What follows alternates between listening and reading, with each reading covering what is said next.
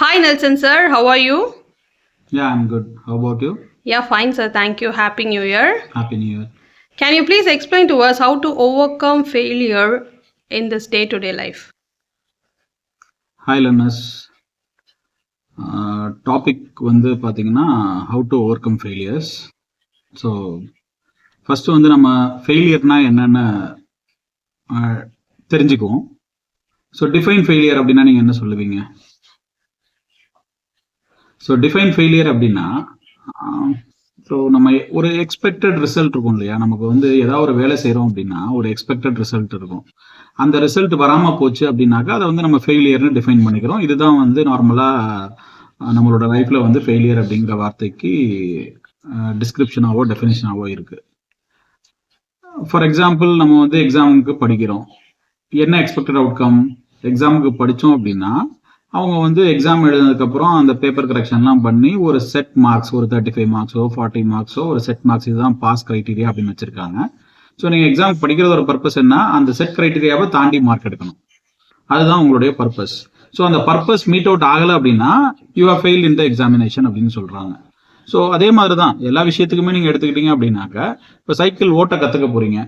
So இதில் என்ன failure, என்ன எக்ஸ்பெக்டட் அவுட்கம்? சைக்கிள் ஓட்ட நீங்கள் கற்றுக்குறீங்க அப்படின்னா நீங்கள் ப்ராக்டிஸ் போனதுக்கப்புறம் சைக்கிள் ஓட்ட தெரியணும். எங்கே போனாலும் சைக்கிளில் போக தெரியணும், சைக்கிள் ஓட்டிட்டு போக தெரியணும். அதுதான் சக்ஸஸ், அந்த ஒர்க்குக்கான சக்ஸஸ். இல்லை சைக்கிள் நீங்கள் ஓட்ட கற்றுக்கிட்டதுக்கு அப்புறமும் உங்களால் சைக்கிள் ஓட்ட முடியல அப்படின்னாக்கா then you are failed in that practice. இதுதான் ஃபெயிலியருக்கான டெஃபினேஷன். ஸோ அப்படி பார்த்தீங்க அப்படின்னாக்கா ஃபெயிலியர் அப்படிங்கிறத வந்து நீங்கள் வந்து ஒரு குறிப்பிட்ட டெஃபினேஷனுக்குள்ள நீங்கள் அடக்க முடியாது. சிம்பிள் டெஃபினேஷன் கேட்டிங்கன்னா எக்ஸ்பெக்டட் அவுட்கம் வராமல் இருந்துச்சுன்னா opposite to the expected outcome, அதுதான் வந்து நம்ம ஃபெயிலியர்னு சொல்லுவோம். ஓகே, இப்போ நம்ம லைஃப்ல ஃபெயிலியர் இல்லாமல் இருக்குமா அப்படின்னா கண்டிப்பா இருக்காது. ஏன்னா எல்லாருக்குமே எல்லா விஷயமும் தெரியாது. நம்ம எல்லா விஷயத்தையும் தெரிஞ்சுக்கிட்டு பிறந்து வரல. இந்த உலகத்துக்கு வந்ததுக்கு அப்புறம் தான் ஒவ்வொரு விஷயமா நம்ம கத்துக்கிறோம்.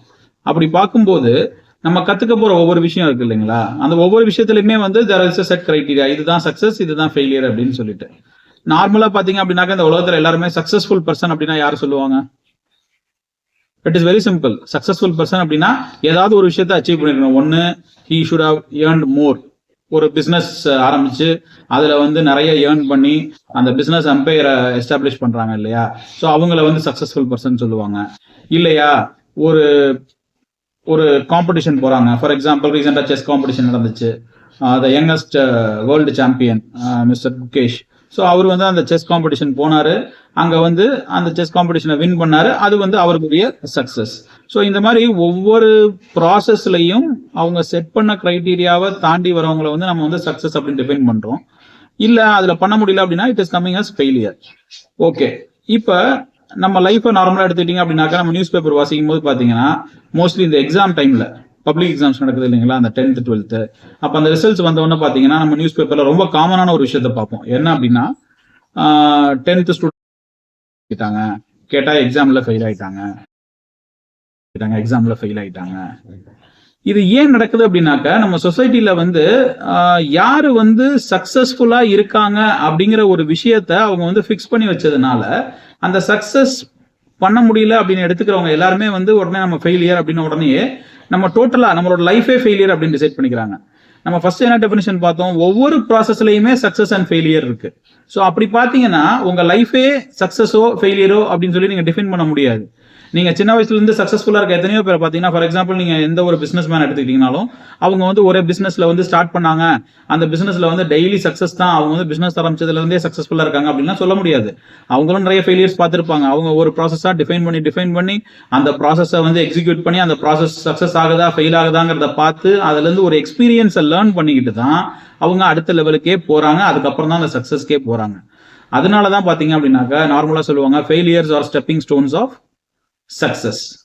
And always remember, success is not a destination, it is only a journey. நம்ம லைஃப்ல சக்சஸ் அப்படிங்கிறது இவர் வந்து அச்சீவ் பண்ணிட்டாருங்க. எப்படி? ஃபர்ஸ்ட் ஸ்டாண்டர்ட் பாஸ் பண்ணிட்டீங்கன்னா நீங்க சக்சஸ்ஃபுல்னு சொல்லிடலாமா? இல்ல. 10th ஸ்டாண்டர்ட் பாஸ் பண்ணிட்டா சக்சஸ்ஃபுல்னு சொல்லிடலாமா? இல்ல. 12th ஸ்டாண்டர்ட் சக்சஸ்ஃபுல் இல்ல. அதுக்கப்புறம் காலேஜ் படிக்கணும். காலேஜ் எல்லாமே கிளியர் பண்ணிட்டாரு, நல்ல மார்க்கோட வெளியில வந்துட்டாரு அப்படின்னா சக்சஸ்ஃபுல் ஆயிடுமா? இல்ல வேலை கிடைச்சா சக்சஸ்ஃபுல்லா, இல்ல சம்பாதிச்சுட்டா சக்சஸ்ஃபுல்லா? நம்ம இப்ப பார்த்தபடி பாத்தீங்க அப்படின்னாக்கா சக்சஸ் அப்படிங்கிறது வந்து உங்க லைஃப்ல ஒரு பார்ட் ஆஃப் த ஜேர்னி. இந்த லைஃப் பிறந்ததுல இருந்து நீங்க அந்த உலகத்தை விட்டு போற வரைக்கும் எவ்வளவோ விஷயங்கள் இருக்கு. படிப்பு இருக்கு, வேலை இருக்கு, ஃபேமிலி லைஃப் இருக்கு, எவ்வளவு விஷயங்கள் இருக்கு. ஒவ்வொரு விஷயத்திலையும் எல்லா விஷயத்திலயுமே ஒரு பர்சன் சக்சஸ்ஃபுல்லா இருக்கானா அப்படின்னு பார்த்தீங்க அப்படின்னா இந்த உலகத்துல யாருமே எல்லா விஷயத்திலயுமே சக்சஸ்ஃபுல்லா இல்லை. அதை மட்டும் நல்லா தெரிஞ்சுக்கோங்க. ஸோ இப்போ ஃபெயிலியர் எப்படி ஓவர் கம் பண்றது அப்படின்னு பாத்தீங்க அப்படின்னா ஒரு சின்ன ஸ்டோரி சொல்றேன். எங்க காலேஜ் டைம்ல வந்து ஒரு லெக்சரர் இருந்தார், ஒரு இங்கிலீஷ் லெக்சரர். சூப்பரா இங்கிலீஷ் கிளாஸ் எடுப்போம். அவரோட இங்கிலீஷ் கிளாஸை நாங்க கவனிக்கிறதுக்காகவே அவரோட இங்கிலீஷ் கிளாஸ் போவோம். அவர் ஒரே வார்த்தை தான் சொல்லுவார். என்ன சொல்லுவாருன்னா, அட்டண்டன்ஸ்க்காக என் கிளாஸ் வராதீங்க, உங்களுக்கு இங்கிலீஷ் கத்துக்கணும், என்னோட இங்கிலீஷ் கிளாஸ் அப்படின்னு இன்ட்ரெஸ்ட் இருக்கு அப்படின்னாக்க நீங்க என் கிளாஸ்க்கு வாங்கன்னு சொல்லுவாரு. அப்படி ஒரு லெக்சரர் அவர் சொன்னாரு, அவரோட ஸ்கூல் டே ஸ்டோரி சொன்னாரு ஒண்ணு. என்ன அப்படின்னா, அந்த லெக்சரர் எப்படி எந்த லெக்சரர் அந்த காலேஜே வந்து இங்கிலீஷ் கிளாஸ் அட்டன் பண்ணணும்னு ஆசைப்படக்கூடிய ஒரு லெக்சரர் அவரோட ஸ்கூல் டேஸ் 10th வந்து மேக்ஸ்ல ஃபெயில் ஆயிட்டாரு. ஃபெயில் ஆன உடனே என்ன பண்ணிருக்காரு அப்படின்னா ரொம்ப மனம் உடைஞ்சு போய் தன்னோட வாழ்க்கையை முடிச்சுக்கலாம் அப்படின்னு சொல்லிட்டு ஒரு ஆத்து பக்கத்துல வந்து போயிட்டு இருக்காரு தனியா. அங்க இருந்து ஏதோ ஒரு தப்பான முடிவு எடுத்துடலாம் அப்படின்னு முடிவு பண்ணிட்டு போயிட்டு இருக்காரு. அந்த டைம்ல வந்து அவரோட டீச்சர் ஒருத்தர் அந்த சைடு வந்திருப்பாரு. அவர் வந்திருக்கவர் வந்து என்ன பண்ணிருக்காரு, இவரை பார்த்து என்ன இந்த சைடு எதுக்கு அழுதுட்டே போயிட்டு இருக்கு அப்படின்னு கேட்டிருக்காரு. அப்ப இந்த லெக்சரர், அதாவது 10th படிக்கிற சின்ன பொண்ணு, என்ன சொல்லியிருக்காரு அப்படின்னா, இந்த மாதிரி நான் மேக்ஸ்ல ஃபெயில் ஆயிட்டேன், அவ்வளவுதான், என் லைஃபே போச்சு, எல்லாமே போச்சு, இனிமே நான் வாழ்ந்த பிரயோஜனமே இல்லை, அதுதான் அப்படின்னு சொல்லி அழுதுட்டே சொல்லியிருக்காரு. அப்ப அவருடைய வாத்தியார் என்ன சொல்லியிருக்காரு அப்படின்னாக்கா, உன்னுடைய மேக்ஸ் தான் ஃபெயிலியரே தவிர நீ ஃபெயிலியர் கிடையாது அப்படிங்கிற ஒரு வார்த்தையை சொல்லியிருக்காரு.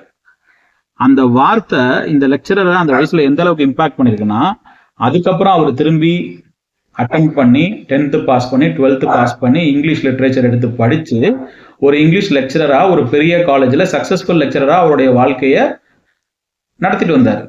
ஸோ இதுல இருந்து நம்ம என்ன தெரிஞ்சுக்கணும் அப்படின்னா, ஃபர்ஸ்ட் திங், நம்ம ஒரு விஷயத்துல ஃபெயில் ஆயிட்டோம் அப்படின்னாக்கா இமீடியட்டா நம்ம என்ன பண்ணிடுறோம் அப்படின்னா, நம்ம அவ்வளவுதான் எல்லாமே முடிஞ்சிருச்சு அப்படின்னு நினைக்கிறோம். That is not correct.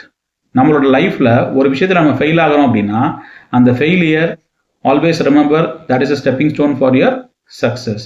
So அந்த ஃபெயிலியரை என்ன பண்ணணும் சார் அப்படின்னா, அந்த ஃபெயிலியர் என்ன உங்களுக்கு கற்றுக் கொடுத்துச்சு. சப்போஸ் நான் சைக்கிள் ஓட்ட போறேன், சைக்கிள் ஓட்டணும்னு கத்துக்கிறேன், என்னால் சைக்கிள் ஓட்ட முடியல, 1 மாசம் போறேன், 2 மாசம் போறேன், இன்னமும் சைக்கிள் ஓட்ட முடியல, அப்போ யூ ஆர் ஃபெயில்டு. அதனால உங்களுக்கு சைக்கிளே ஓட்ட முடியாதுங்கிற அர்த்தமே கிடையாது. அந்த சைக்கிள் எதனால ஓட்ட முடியலன்னு நீங்க யோசிச்சு பார்த்தீங்க அப்படின்னா அதுல வந்து என்னென்ன மிஸ்டேக்ஸ் பண்ணிருக்கீங்கிறத பார்த்தீங்கன்னா அதை கரெக்ட் பண்ணிக்கிட்டீங்கன்னா அடுத்து ஒரு மாசம் நீங்க ப்ராக்டிஸ் பண்ணீங்க அப்படின்னா கண்டிப்பா உங்களால சைக்கிள் ஓட்ட முடியும். இதே மாதிரி தான் ஒவ்வொரு விஷயத்துலையும். அது மட்டும் இல்ல, இப்போ ஒருத்தர் வந்து ஏதோ ஒரு விஷயத்த படிக்கணும்னு நினைக்கிறாரு, அவரால் படிக்க முடியல அப்படின்னாக்கா வேரியஸ் ரீசன்ஸ் இருக்கலாம். அது அவருக்கு வந்து அறிவு கம்மி அப்படிங்கிற ஒரு ரீசனை நம்ம சொல்லிட்டு போயிடுவோம். சாதாரணமாக அந்த ஸ்கூலில் படிக்கிற பசங்களுக்கு வந்து சரியா படிக்கல அப்படின்னா அவனுக்கு அறிவு இல்லைங்க, அதனால அவனுக்கு ஏறாதுன்னு சொல்லிட்டு போயிடும். அப்படி கிடையாது. கன்சிஸ்டன்ட் எஃபர்ட்ஸ் எடுத்து நம்ம படித்தோம் அப்படின்னாக்கா கண்டிப்பாக நம்ம பெரிய லெவலில் மார்க் எடுக்கலனாலும் அந்த பாஸ் பர்சன்டேஜ்னு ஒரு கிரைட்டீரியா செட் பண்ணியிருக்காங்க இல்லையா, அதை ஈஸியாக நம்மளால அச்சீவ் பண்ணிட முடியும். அதனால இந்த ஏஜில் பார்த்தீங்க அப்படின்னாக்கா particularly school students, college students, இன்னைக்கு இருக்கிற ஜென்ரேஷனில் ஒரு ஃபெயிலியர் அப்படிங்கிறத இமீடியட்டாக அக்செப்ட் பண்ணிக்க முடியாத மனநிலையில் இருக்கவங்களுக்கு what I want to tell is please start accepting failures. ஏன் நான் இதை சொல்கிறேன் அப்படின்னா, ரீசன்ட் டேஸில் என்னோட சீனியர் ஒருத்தர்கிட்ட நான் பேசிக்கிட்டு இருக்கும்போது அவர் என்ன சொன்னார்னா, அவருடைய பையன் வந்து ஒரு கம்பெனி ஆரம்பிச்சிருக்காரு. அந்த கம்பெனியில் க்ரைட்டீரியா என்ன தெரியுமா? இன்டர்வியூவில் அவங்க லைஃப்பில் ஸ்கூல்லையோ காலேஜ்லேயோ ஒரு தடவையாவது ஏதாவது ஒரு சப்ஜெக்ட்லையாவது ஃபெயில் ஆகிருக்கணும், அப்போ தான் அந்த கம்பெனியில் வேலை. ஏன்னா அந்த கம்பெனி வந்து ரிசர்ச் ஓரியன்ட் கம்பெனி. இப்போ ரிசர்ச் ஓரியன்ட் கம்பெனியில் என்ன ஆகும் அப்படின்னு கேட்டிங்க அப்படின்னாக்கா, ரிசர்ச் பண்ணுறாங்க அப்படின்னா உடனே நான் வந்து இப்போ அப்துல் கலாம் வந்து அணுகுண்டு சோதனை பண்ணார், அதை கண்டுபிடிச்சாரு அப்படிங்கும்போது அவர் எடுத்த உடனே ஒரு தியரி போட்டு அதெல்லாம் ஒர்க் அவுட் பண்ணி இமீடியட்டாக போய் எக்ஸிக்யூட் பண்ணாரு, உடனே கண்டுபிடிச்சாருங்கிறது கிடையாது. ரிசர்ச் பண்ணும்போது அவங்க எதை நோக்கி பயணம் பண்ணுறாங்களோ அதில் பல ஃபெயிலியர்ஸை தாண்டி தான் அவங்க வந்து ஃபைனலாக அந்த ரிசர்ச்சோட டார்கெட்டையே ரீச் பண்ணுவாங்க. அதே மாதிரி இந்த கம்பெனி ரிசர்ச் ஓரியன்ட் கம்பெனி அப்படிங்கிறதுனால அங்கே ஒர்க் பண்ணுறவங்க எல்லாருக்குமே என்ன தேவை அப்படின்னா ஃபெயிலியரை அக்செப்ட் பண்ணிக்கிற மைண்ட் செட் வேணும். அதனால தான் அங்கே ரெக்ரூட்மெண்ட் க்ரைட்டீரியாவே என்ன அப்படின்னா கண்டிப்பாக ஸ்கூல்லையோ காலேஜ்லேயோ ஒரு தடவையாவது ஃபெயில் ஆயிருக்கணும் அப்படிங்கிறது. இது எதுக்கு நான் சொல்ல வரேன் அப்படின்னா, லைஃப்பில் எவ்வளோ விஷயங்கள் இருக்குது, எப்படியோ நம்ம வாழ முடியும். ஸோ ஒரு விஷயத்துல ஒரு பாடத்துல ஃபெயில் ஆயிட்டோம், ஒரு விஷயம் செய்ய சொன்னாங்க, அதை நம்ம செய்ய முடியாம தோத்துட்டோம் அப்படின்னாக்கா அதனால நம்ம என்டையரா நம்ம வந்து ஃபெயில், நான் as a person I have failed அப்படின்னு சொல்லி நம்ம முடங்கி உட்கார்ந்துடாம நம்ம என்ன தப்பு பண்ணோம் அப்படிங்கிறத நம்ம வந்து ஸ்டடி பண்ணி பார்த்து அதை ஸ்டடி பண்ணணும் அப்படின்னா நம்ம என்ன பண்ணணும், we should accept that failure. Yes, I have failed. Correct, நான் ஃபெயில் ஆயிட்டேன். எதனால ஃபெயில் ஆனேன் அதை ஸ்டடி பண்ணி பார்ப்போம். there may be various reasons. இப்போ எனக்கு எடுத்துக்கிட்டீங்க அப்படின்னா வந்து நான் வந்து மேக்ஸில் வந்து எனக்கு ஒரு சில சாப்டர்ஸ் அல்ஜிப்ரா அப்படிங்கிற ஒரு சாப்டர் வந்து என்னால் எனக்கு புரிஞ்சிக்கவே முடியாது. மற்ற சாப்டர்ஸ்லாம் போடுவேன், அல்ஜிப்ராங்கிறது புரியாது. ஸோ எனக்கு வந்து என்னதான் பண்ணாலும் அல்ஜிப்ரா வரல அப்படிங்கும்போது எனக்கு எது ஸ்ட்ராங்காக வரும் அப்படிங்கிறத நான் புரிஞ்சுக்கிட்டு அதை நான் படிக்க ஆரம்பிச்சேன், அதில் நான் ஃபோக்கஸ் பண்ண ஆரம்பிச்சேன் அப்படின்னா அதில் நான் சக்ஸஸ்ஃபுல் ஆகலாம். ஸோ ஒரு சைடு நம்ம வந்து ஃபெயிலியர்ஸ் அக்செப்ட் பண்ணணும். செகண்ட் திங் இஸ் அந்த ஃபெயிலியர் ஏன் வந்துச்சு, எதனால நம்ம ஃபெயில் ஆனோங்கிறத ஸ்டடி பண்ணி அதில் என்ன நம்ம மிஸ்டேக்ஸ் பண்ணியிருக்கோம் அப்படிங்கிறத நம்ம தெரிஞ்சுக்கிட்டு அதை கரெக்ட் பண்ணி திரும்பி அட்டம் பண்ணி பாஸ் பண்ணலாம். இல்லையா, ஓகே எனக்கு இது வரலங்க, அப்போ எனக்கு எதில் ஸ்ட்ரென்த் இருக்கு அப்படிங்கிறத நான் ஐடென்டிஃபை பண்ணலாம். அதை ஐடென்டிஃபை பண்ணி அதில் நான் ப்ராக்டிஸ் பண்ணலாம். அதை நான் ப்ராக்டிஸ் பண்ண அதில் நான் சக்ஸஸ்ஃபுல்லாக வரலாம். ஸோ இந்த மாதிரி வேரியஸ் வேஸ் இருக்குங்க. நார்மலாக இன்னைக்கு உலகத்தில் ஒரு டெஃபினிஷன் பார்த்தீங்க அப்படின்னாக்கா சக்ஸஸ் அப்படின்னா இப்போ நிறைய பேர் இப்போ சோஷியல் மீடியா எடுத்தீங்க அப்படின்னா சக்ஸஸ் அப்படின்னாக்கா யூ பிகம் ஆண்டர்பிரினர், பிஸ்னஸ் பண்ணுங்க, யூ கேன் ஹாவ் ஃப்ரீடம் அப்படின்னு சொல்றாங்க. இது வந்து ரொம்ப கேட்கறதுக்கு ஒரு மாதிரி சிரிப்பு வரல. ஏன்னா எல்லாருமே ஆண்டர்பிரினர் ஆகிட்டா யாருங்க வேலை பார்ப்பா? அது ஒரு கொஸ்டின் இல்லையா? அதை திங்க் பண்ணி பாருங்க. ஸோ ஒருத்தருக்கு ஆண்டர்பிரினர் ஆகக்கூடிய கெப்பாசிட்டி இருக்கும், அவர் ஆண்டர்பிரினர் ஆவார், அவர் கம்பெனி ஆரம்பிச்சு அவரு போவார். ஒருத்தருக்கு சொன்ன வேலையை செய்யக்கூடிய திறமை நல்லா இருக்கும், அவரு வேலை பார்ப்பாரு. இன்னொருத்தருக்கு வேலை வாங்கக்கூடிய திறமை இருக்கும், அவரு வேலை வாங்குவார். ஸோ இந்த மாதிரி ஒவ்வொரு மனுஷனுக்கும் ஒவ்வொரு திறமை இருக்கும். அந்த திறமையை நீங்க கண்டுபிடிச்சு அதுல உங்களுடைய ப்ராக்டிஸை பர்ஃபெக்டா பண்ணீங்க அப்படின்னாக்கா கண்டிப்பா நீங்க சக்சஸ்ஃபுல்லா ஆகலாம். ஸோ அல்டிமேட்லி இவ்வளவு நேரம் பேசினதுக்குரிய ஒரு சின்ன விஷயம் என்னன்னு கேட்டீங்க அப்படின்னாக்கா accept your failures so that you can overcome your failures and you can reach success. Thank you. Thank you, sir. Thank you for your valuable time and thoughts. Thank you.